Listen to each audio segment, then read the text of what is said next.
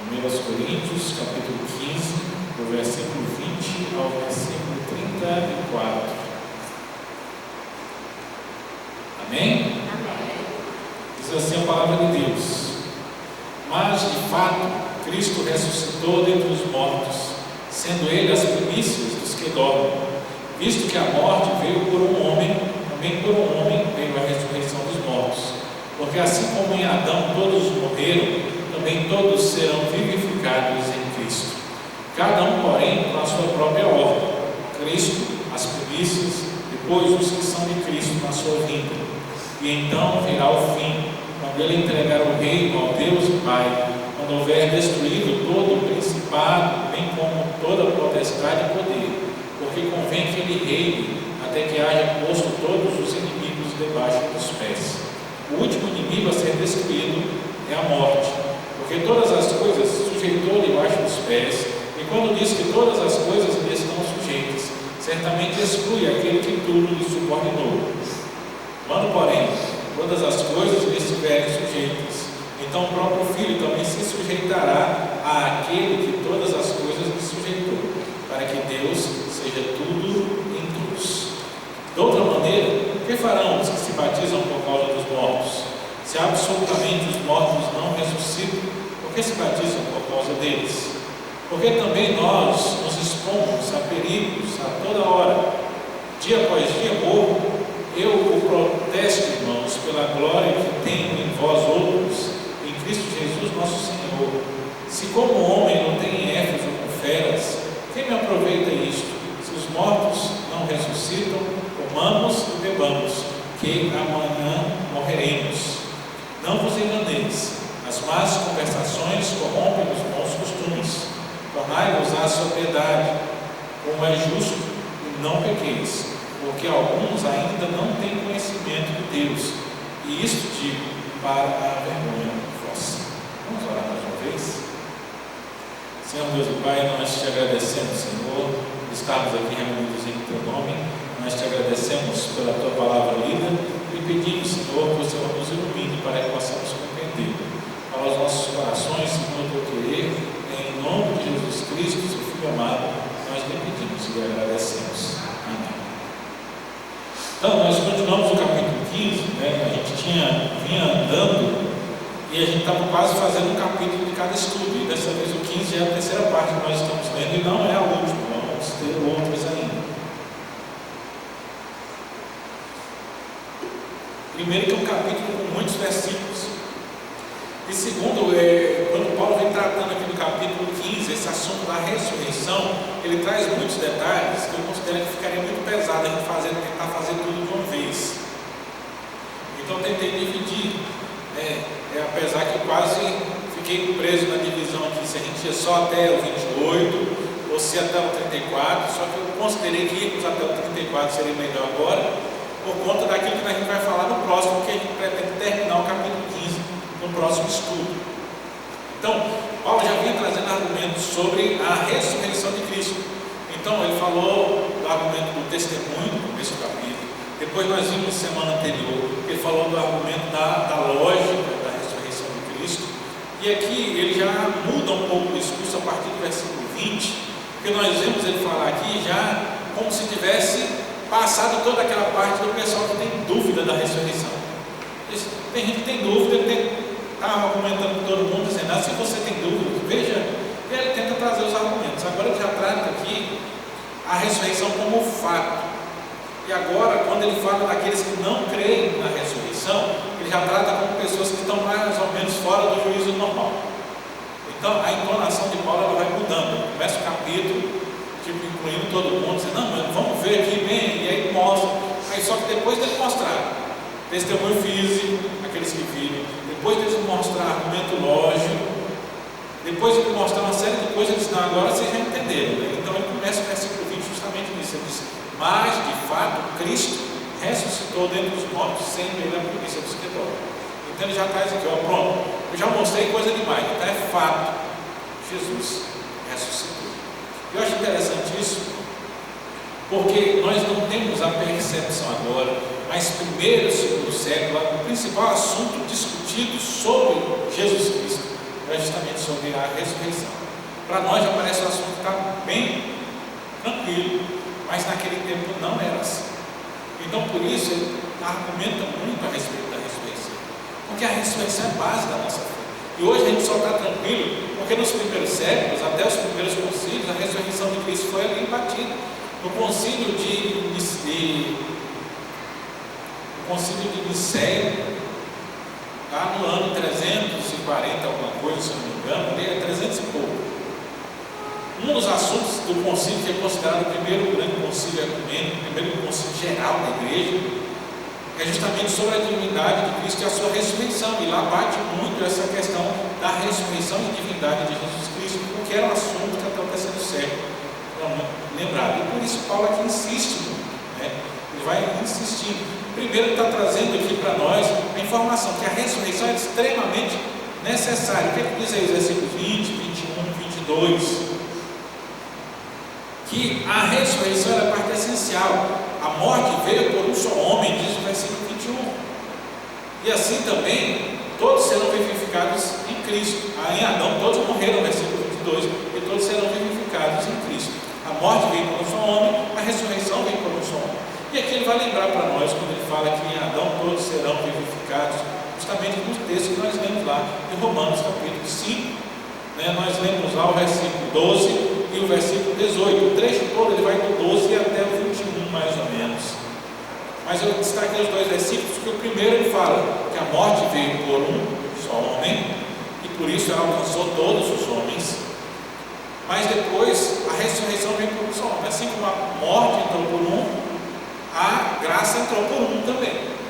E aí ele faz o paralelo entre Adão e Cristo. Teologicamente nós tratamos Cristo nesse sentido como o segundo Adão. Se Adão era o pai de toda a raça humana, e toda a raça humana ela está em pecado por conta de Adão, Cristo é o pai, é o líder de todos os que serão salvos. Então, como a gente argumentou, é uma nova criação. Então, Cristo é o pai da nova criação. Todos os que serão salvos, em Cristo eles são salvos. Então é preciso entender. Então há uma argumentação teológica, nós entendemos. Toda a nossa fé, ela vem baseada nisso. Mas Paulo ele não apresenta só a argumentação de fé, porque ele não está falando aqui só de Romanos. Por quê? Porque provavelmente Romanos ele foi escrito depois de Coríntios. Então, na verdade, Romanos ele está explicando aquilo que ele tinha falado aqui em Coríntios. Mas ele vai lembrar lá de Gênesis 3, onde vem as consequências do pecado sobre a humanidade. Então ele lembra do Antigo Testamento. A Deus chegou e deixou sair. Vou lá levar ela, pastor Dorinha. Então quando aparecer, eu já imaginei quem é. Vem, Zé. Vem.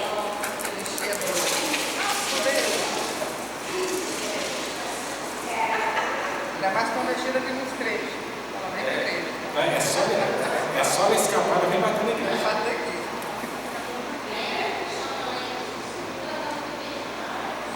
Então, voltando aqui, então como o pecado entra como homem, a salvação vem por um só homem. Então essa relação é extremamente necessária. Só que ele vai apelar mais ainda a partir do versículo 23, né? Que há uma questão da nossa ressurreição ligada à ressurreição de Cristo. Então não só a salvação do termo psicológico, pensamento, raciocínio, mas ele fala de uma ligação com a nossa própria ressurreição para a vida eterna. Olhem comigo o versículo 23. Cada um, porém, com a sua própria ordem. Cristo, as primícias, depois os que são de Cristo na sua vinda. Aqui esse texto tem duas questões bem obscuras aqui. A primeira está aqui. Só que essa é mais fácil, a outra é pior. Quando ele fala das primícias, que primícias aqui são essas? Alguns vão argumentar que nos evangelhos vai ser falado que algumas pessoas ressuscitam quando Jesus morre lá. No evangelho relata que essas pessoas aparecem, mas o aparecimento ali é mais um aparecimento espiritual, vamos dizer assim. E mesmo assim, todos os que ressuscitaram, seja no Novo Testamento ou no Antigo Testamento, antes da morte e ressurreição de Cristo, nós temos alguns fatos como Lázaro, por exemplo, são pessoas que reviveram, é um pouco diferente, porque eles morreram depois disso de novo. Tanto Lázaro, ele ressuscitou, Cristo ressuscitou Lázaro, só que Lázaro morreu de novo depois. Então não livrou da ele da morte. Assim como também, se a gente voltar lá para Eliseu ressuscitou o filho da viúva, Elias ressuscitou, só que essas pessoas elas morreram novamente. Então, não é disso que ele está falando. Quando ele fala de primícias aqui, a referência que nós temos para poder cruzar, para esclarecer, é a carta do apóstolo Paulo também, a Tessalonicenses, algo que ele escreveu provavelmente também depois, então das primeiras cartas do Novo Testamento. E lá em 1 Tessalonicenses capítulo 4, ele vai falar aos Tessalonicenses sobre a ordem dos acontecimentos dos últimos tempos. Então ele vai dizer o quê? Que Cristo vai aparecer, então os mortos ressuscitarão primeiro. Qual vamos usar essa palavra? Os mortos ressuscitarão primeiro, aqueles que morreram em Cristo, e depois nós, os vivos, seremos transformados. Então nessa ordem que Paulo dá, quando nós fazemos um cruzamento com o texto de Tessalonicenses com o texto aqui de 1 Coríntios, dá a entender que ele está falando aqui da ordem na vida de Cristo, né? Quando ele fala das primícias, ele fala dos que já morreram em Cristo, que primeiro ressuscitaram, e depois nós. É uma forma de falar sobre ordem de salvação, ordem na vida de Cristo, né? Então ele vai dizer, cada um, porém, na sua própria ordem. Versículo 23 diz: Cristo já ressuscitou, as primícias, quer dizer, os mortos em Cristo ressuscitarão primeiro. Paulo vai esclarecer isso em 1 Tessalonicenses, e depois os que são de Cristo na sua vida, quer dizer, aqueles que foram de Cristo, que estiverem vivos na vida de Cristo. Então, primeiro esclarecimento. Então, o que ele está trazendo? Primeiro, a ressurreição de Cristo é a base para a nossa própria ressurreição.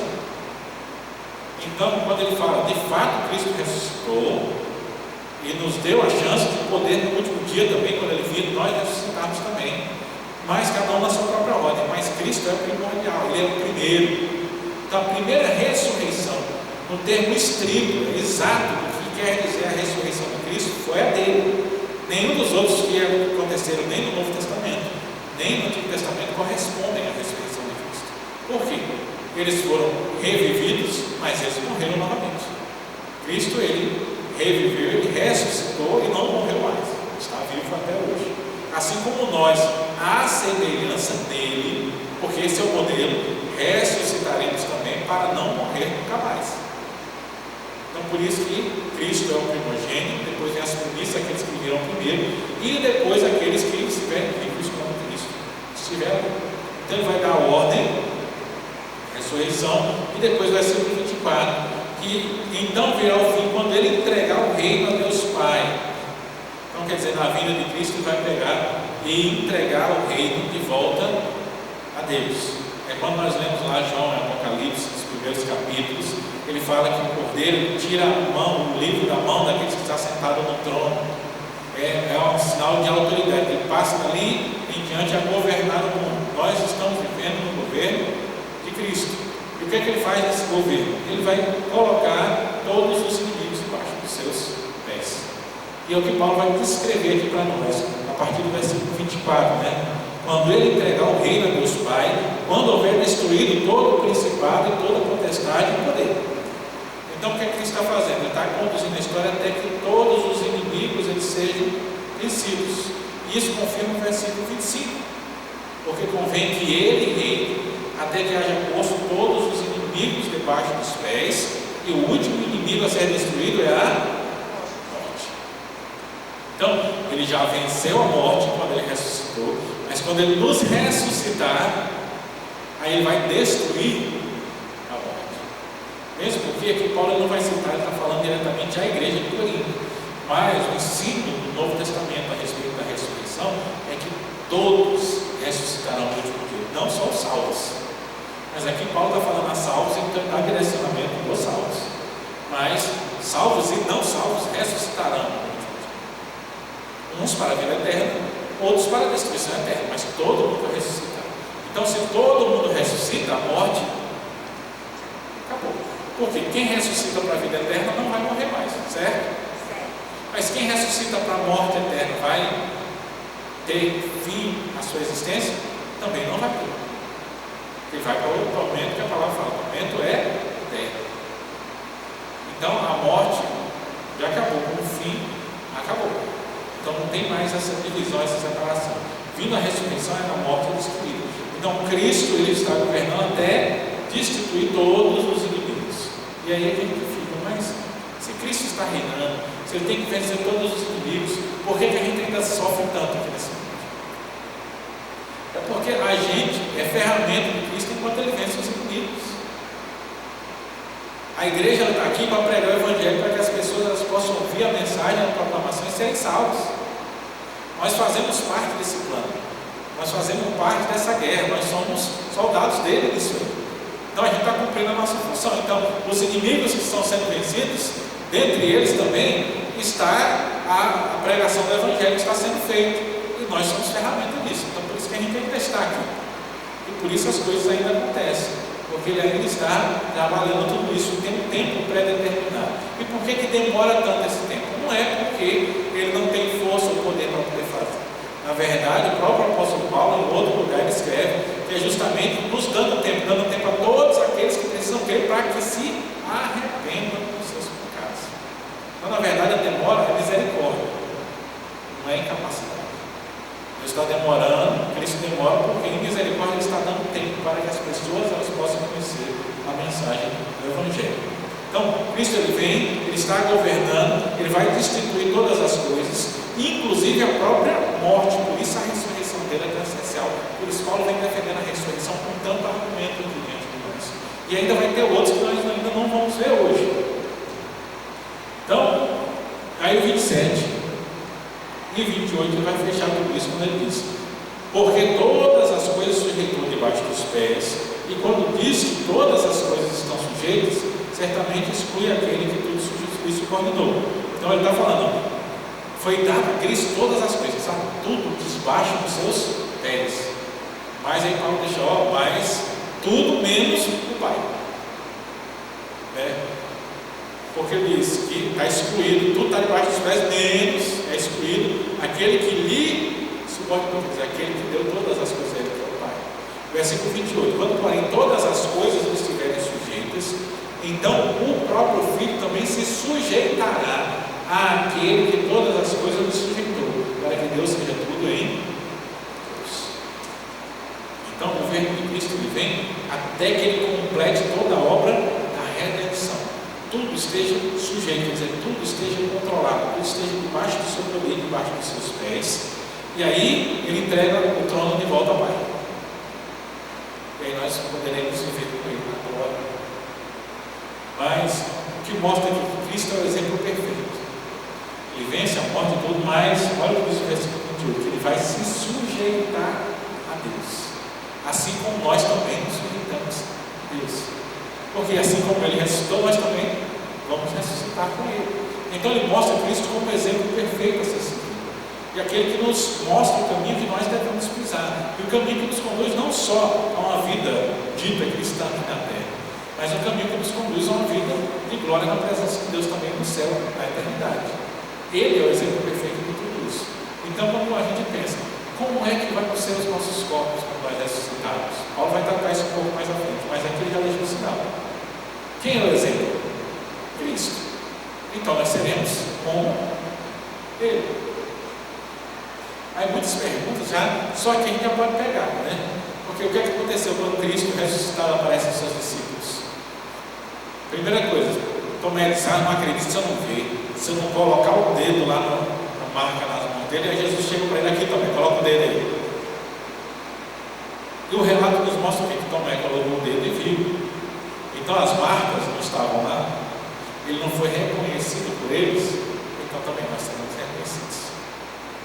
Porque vamos ser com Cristo. Então a gente recebe um corpo novo nesse mesmo sentido. Ele não subiu ao céu, também nós vamos subir aos céus. Eu fico imaginando que a gente não quer admitir, a maioria da cultura pobre não quer admitir, mas tudo que o pessoal fala aí, e eu olho muito aquele pessoal que faz aqueles filmes de super-heróis, tem lá dos quadrinhos, de superpoderes. Na verdade, para mim, eles tiraram isso tudo da Bíblia.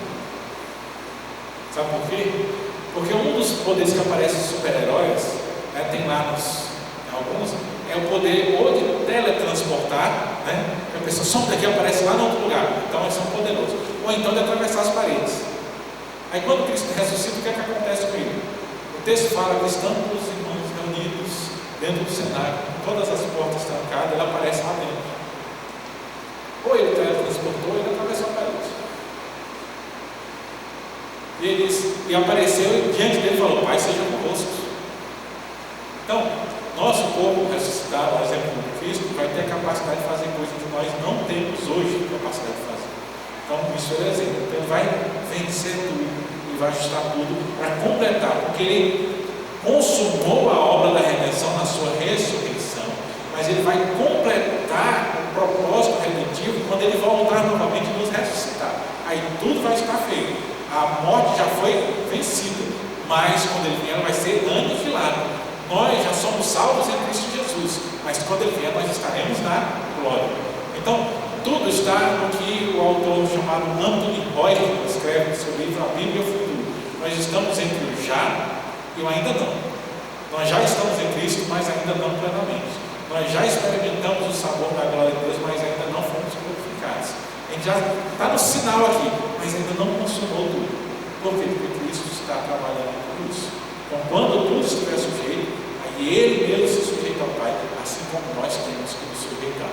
Aí, essa termina o versículo 21. Aí Paulo vai, do 29 ao 34, sobre as questões da vida prática. Talvez isso esteja na sua Bíblia como na minha que está, né? A ressurreição em relação à vida prática. E aí ele começa aqui com um argumento que esse é o ponto que eu falo mais complicado do texto, porque tudo que eu pesquisei, não tem ninguém que garanta qual é a resposta certa para essa questão do versículo 29. Então talvez você pergunte: pastor, o que é que quer dizer aqui quando ele fala que se batizam por causa dos mortos? Eu não sei. Ninguém sabe. A gente estudou a vida toda muito mais do que eu, nunca conseguiu saber. Alguns argumentam que existia um grupo na igreja que eles se batizavam, é meio assim, as pessoas morriam, talvez o nascente daquela prática do catolicismo de dizer que o batizado é salvo. Então a pessoa morria por causa de alguma perseguição, só que não era batizada ainda. Aí eles pegavam alguém lá, um parente, e a pessoa representava o outro ali e recebia o batismo como se estivesse batizando que morreu. Só que não tem como encaixar isso no argumento de Paulo. O que chega mais próximo aqui a nós pensarmos que haviam pessoas que entravam na igreja, se batizavam no Evangelho por causa do testemunho daqueles que foram mártires no Evangelho. Isso é o mais coerente e não vai destoar do argumento de Paulo. Então são pessoas que se batizam por causa do testemunho dos mortos. Ou bem aquele negócio: eu vou me batizar porque eu quero me encontrar com fulano lá na glória. Esse argumento eu achei interessante, que um dia desses eu vendo um trecho, sabe aqueles, o pessoal não corta os trechos de seriados, de filmes e coloca lá no YouTube para chamar a atenção da gente. Eu vendo um trecho, e era um seriado, se não me engano, um seriado dos Vikings, e aí tem um líder lá que chega no grupo lá para conquistar todo mundo, e ele exige que o pessoal, ele quer ser batizado. O pessoal: não, a gente não quer, não, quer ser batizado. E ele argumenta bem, porque o pessoal sabe aquele religioso, nem religioso, não crente, religioso mesmo. Você fala: ah, mas você não pode, é uma questão de fé, e você também não pode dizer que eu não tenho fé. Como é que você pode dizer? Porque no argumento dele ele queria dizer: não, porque quando eu morrer eu quero ir para o mesmo lugar que vocês vão. E é um pensamento que existe muito no meio não cristão. Quando você não entende o Evangelho, é um pensamento que existe. Então, já nos dá um sinal que poderia ter. Quando eu estou dizendo que não é certeza, mas é um dos argumentos, eu prefiro ficar com ele. Mas não sai por ele dizer: não, o pastor Jeta disse que significa isso, porque eu não estou dizendo que significa. Isso é uma das possibilidades. Se teólogos, muito mais, estudaram muito mais que eu, não chegaram à conclusão nenhuma, não vou ser eu que vou dar de vez, tem que querer dizer que estou garantindo uma coisa. Mas Paulo traz uma situação que pode ser também uma situação trazendo como absurdo. E aqueles que se batizam por causa dos mortos, se os mortos não ressuscitam, por que se batizam por causa deles? Talvez ele esteja trazendo a situação dessas pessoas que fazem esse tipo de prática, para poder dizer: olha, do mesmo jeito que é absurdo eles acharem que vão conseguir ou dar um benefício para quem já morreu, ou então ir para o mesmo lugar só porque se batizou, confiando só no ritual, também é absurdo você acreditar que não tem ressurreição de mortos. Essa é a base do argumento de Paulo, ele mostrar justamente que é um absurdo. Então ele começa isso. E essa pessoa vai fazer o quê se os mortos ressuscitam? E E aí ele segue o argumento dele. E nós, versículo 30, por que nos expomos a perigos toda hora? Olha, quando ele fala de perigo, ele fala de algo que era comum naquele tempo. Hoje a vida do crente é muito tranquila. A gente vive no paraíso hoje. Tem crente que fala assim, mas eu sofro muito. Já viram aqueles... É um programa que eles fazem, que é no YouTube, né, que pega uma pessoa e coloca assim, tipo, um empresário contra 30 assalariados, um carnívoro contra 30 veganos. Isso é inventado lá nos Estados Unidos, mas eu vi um desses muito interessante, né? Uma menina jovem dessa geração Z, ela falando assim, não, sente aqui e me convença que você tem um sofrimento maior que o seu, dizendo que ela sofreu muito. Aí ela sentou, o velho já aparecendo aqueles típico americano que lutou na guerra do Vietnã, já aquele idoso, sentou ali na frente dela, ela falou, não me fala, não sei o que, ele falou que teve pedra no rim e a dor parece com a dor, e não sei o que o ex largou ela no meio do tratamento, etc. Aí o veterano virou para ela e falou, eu sei que no Vietnã, o meu amigo pisou na mina do meu lado, ele explodiu e ele ficou pendurado, as tripas dele ficaram penduradas. Eu sei que ele começou a falar, o cara da música foi mudando assim. Tipo assim, ela não conseguiu falar mais nada. Porque há pessoas que acham que sofreram demais. E quando eu vi aquilo, eu estava lembrando, eu tinha lido já esse trecho aqui, eu estava lembrando porque a gente tem crente hoje que fala assim, mas eu sofro muito como cristão. Ser cristão é muito difícil. E aí eu venho aqui, quando eu leio lá, que eu tenho uma coleção de livros lá em casa, que ele fala sobre a história do cristianismo primitivo, é um deles. Ele fala de todas as civilizações. Ele vai lembrar o quê? Que lá no tempo de Nero, os cristãos eram presos, jogados dentro da arena e depois soltavam os leões para comer eles. E quando alguém vem hoje dizer que sofre muito como cristão, pensa, e como é que sofriam os cristãos lá no primeiro século, que eram lançados aos leões para poder serem comidos e não negavam a sua fé? Se você tiver a chance de assistir, tem um filme antigo que chama Covardes, para mim um dos melhores filmes cristãos. É no tempo que Hollywood fazia filme cristão. E na história termina justamente com isso, a cena dos cristãos sendo devorados pelas feras. E uma coisa que coloca lá, que é um fato histórico, é relatado no filme, que Nero ficava indignado, porque ele lançava os cristãos porque ele queria se divertir, vendo o povo correr, os leões, os tigres atrás dele para poder devorar. Mas os cristãos começaram a entrar numa perspectiva que quando eles eram lançados, eles entravam na arena cantando, louvando a Deus, enquanto eles eram mortos. E aí Nero estava rindo dos cristãos, ele ficava indignado. Isso é um absurdo, como é que eles cantam? E esses são os cristãos que sofreram por causa do Evangelho. Então quando Paulo fala aqui, nós nos expomos a perigos toda hora, ele está falando de perigos reais. Ele está falando de morte, de espada, de animais, de feras. Olha como ele exemplifica no versículo 32. É claro que as feras que Paulo fala aqui no 32, elas não são literais. Nós podemos ver isso quando a gente vai para o livro de Atos, né? Ele diz, se como homem luta em Éfeso com feras, quem me aproveita isso? Se os mortos não ressuscitam, comamos e bebamos, que amanhã morreremos.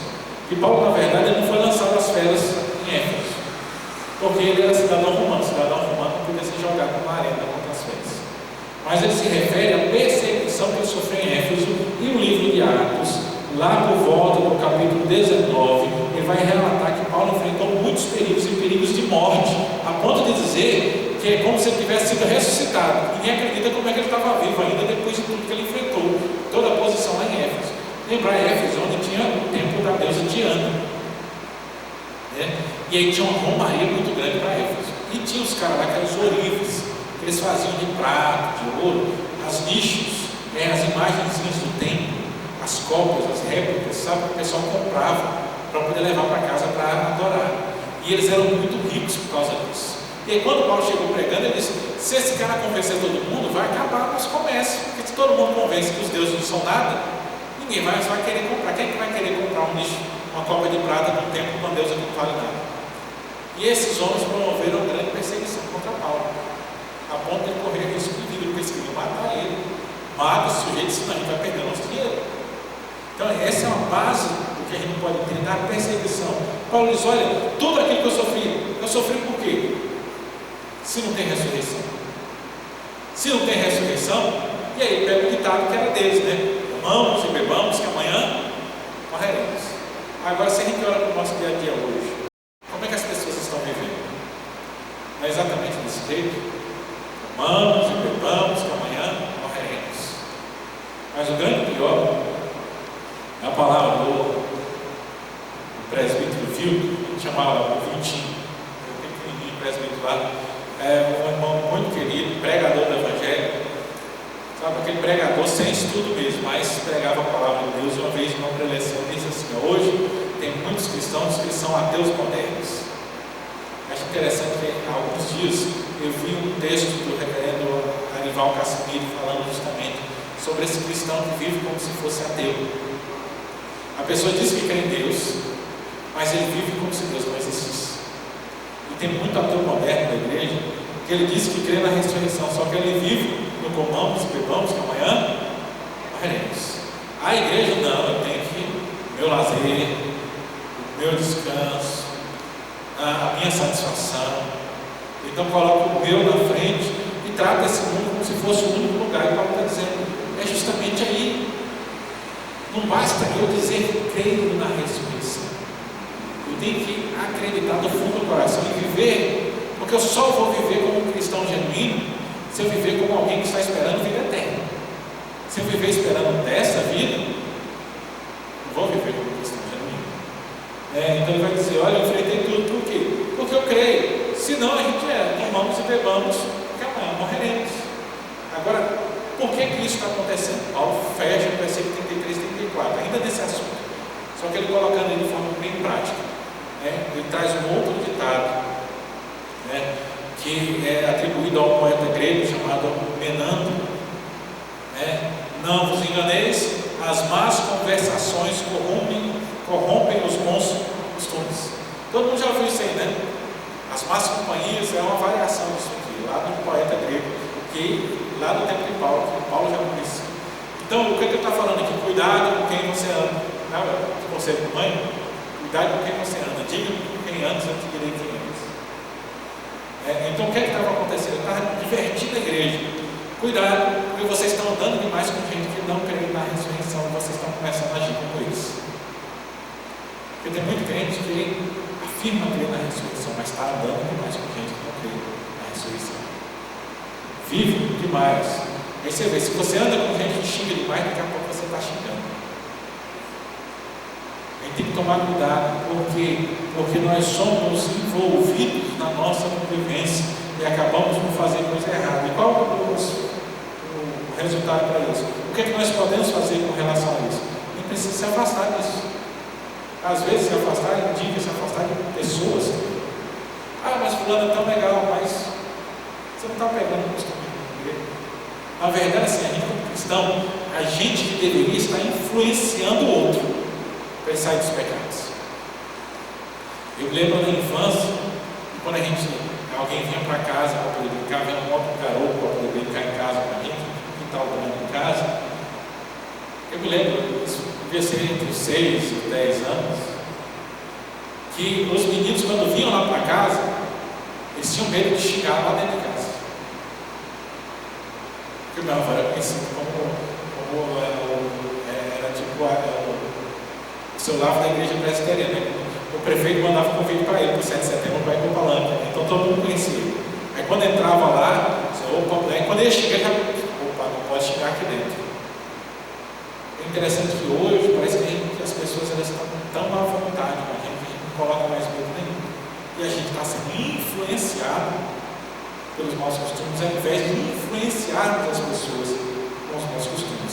E a advertência de Paulo vem dessa forma no versículo 34. Tornai-vos a sobriedade, como é justo, e não pequeis, porque alguns ainda não têm conhecimento de Deus. Isso digo para a vergonha vossa. 2 pontos aqui muito importantes. Ele vai falar, tornai-vos a sobriedade e não pequeis, até o primeiro ponto e vírgula. Então, sobriedade, eu gosto quando Paulo utiliza isso aqui. O que é que significa? O que é sobriedade? A gente conhece o termo de sobriedade do bêbado, é o bêbado e o sóbrio. Só que o que é que significa quando fala fulano está sóbrio? Está lúcido. Lúcido. Porque o bêbado não sabe nada. O cara bebe, aí tem uns que fica rico, Tem uns que ficam alegres, tem outros que ficam bravos, tem outros que ficam achando que é dono do mundo. Então, ele já desorienta do que ele está sabendo. Ele fala demais, fala, daí começa a chorar. Eu considero assim, eu já tive contato com alguns, não tem criatura mais chata do que ele. Mas, então, sobriedade significa eu estar completamente dominante das minhas condições mentais.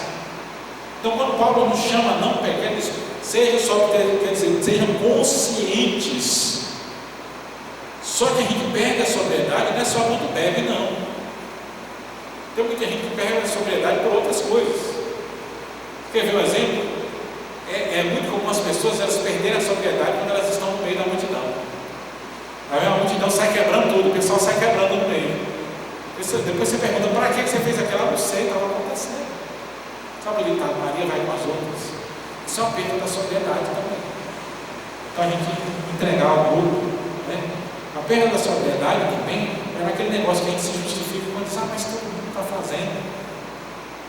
Não está olhando a quem nós servimos. Então Paulo primeiro diz, olha, tem que evitar pecar, sobriedade, consciência. Então, se eu creio na ressurreição, eu tenho que ter consciência e viver como alguém que espera uma vida eterna. Então, esperar uma vida eterna implica que eu não estou esperando nada dessa vida.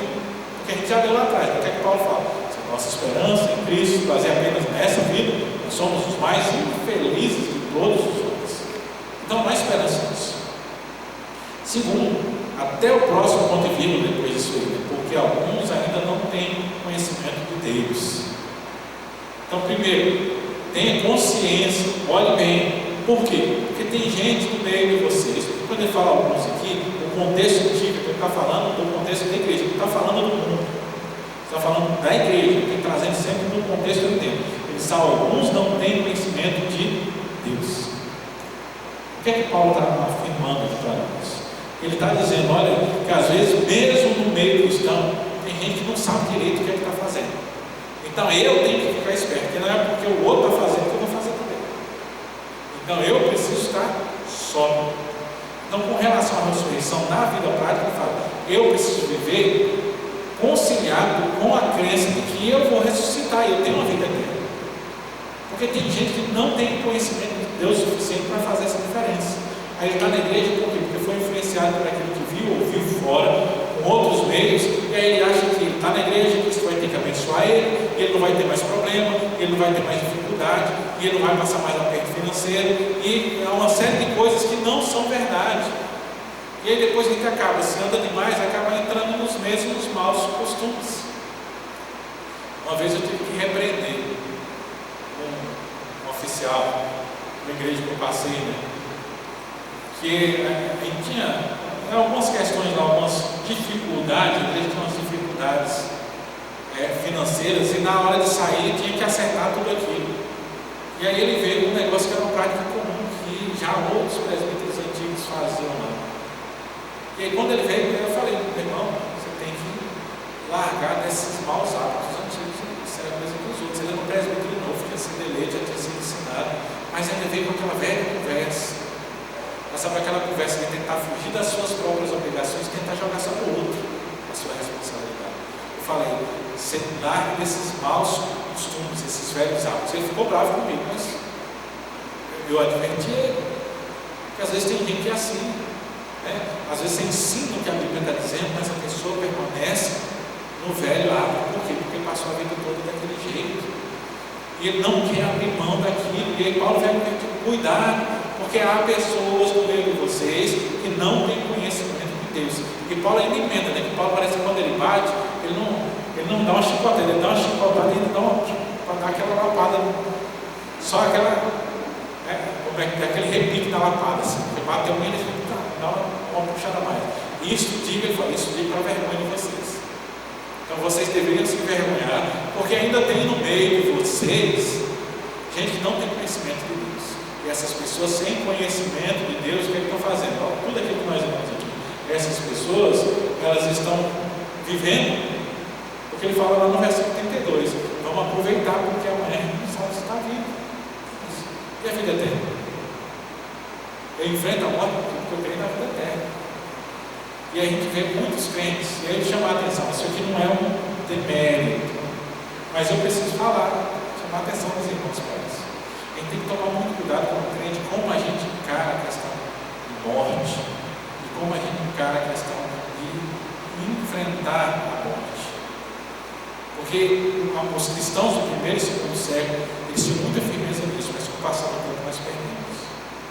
Muitas vezes nós entramos num limbo na hora da morte, na hora da perda de alguém, que ter o luto é normal, mas tem pessoas que parecem que eles não conseguem absorver isso nunca.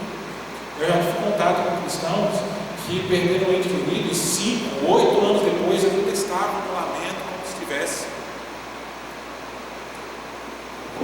Quase ainda estavam no lamento como se ainda fosse daquele dia.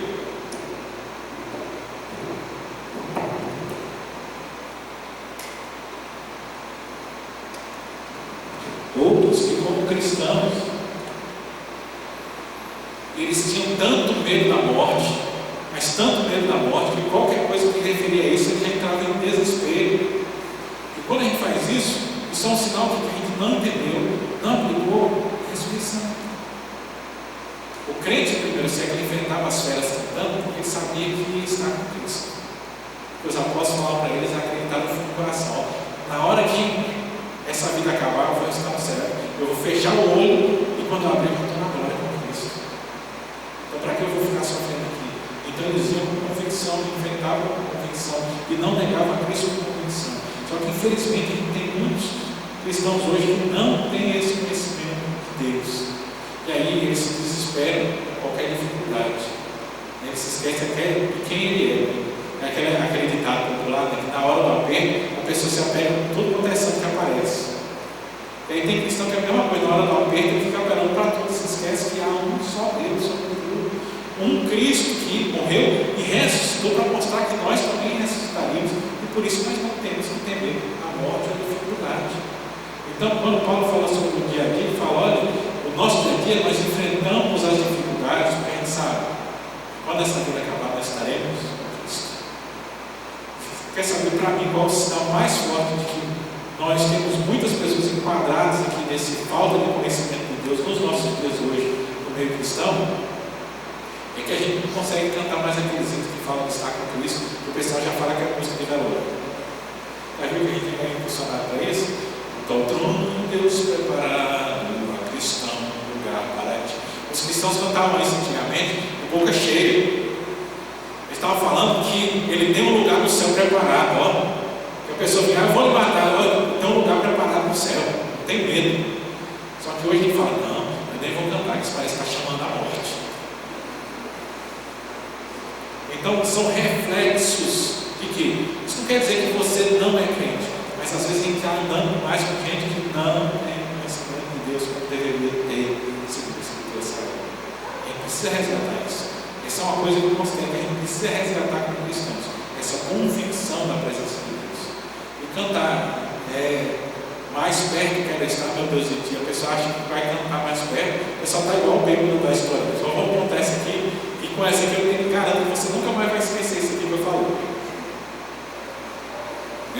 Eles que estavam na igreja, aí o pastor, que é o moço, perguntou: quem quer ir para o céu? Aí todo mundo levantou a mão. Daí tinha um bêbado, sabe aquele bêbado que entrou na igreja, estava sentado lá atrás, e ele não levantou a mão. Aí o pastor veio e perguntou: meu irmão, você não quer ir para o céu quando morrer, não? Aí ele falou: não, quando morrer eu quero ir sim. Eu estava pensando que o senhor estava fazendo uma caravana para agora. Tem crente que está assim: quem quer ir para o céu? Eu nem vou falar, que vai que está querendo me mandar agora. São sinais do medo. E o medo, quando a gente entende a eternidade, a gente tem que estar longe de nós. Não é que a gente vai assim ser o super-homem. A gente tem que estar se acostumando. À medida que nós vamos amadurecendo o Evangelho, mais convicção nós temos que ter na presença de Deus, mais convicção nós temos que ter da ressurreição em Cristo Jesus. Amém? Amém.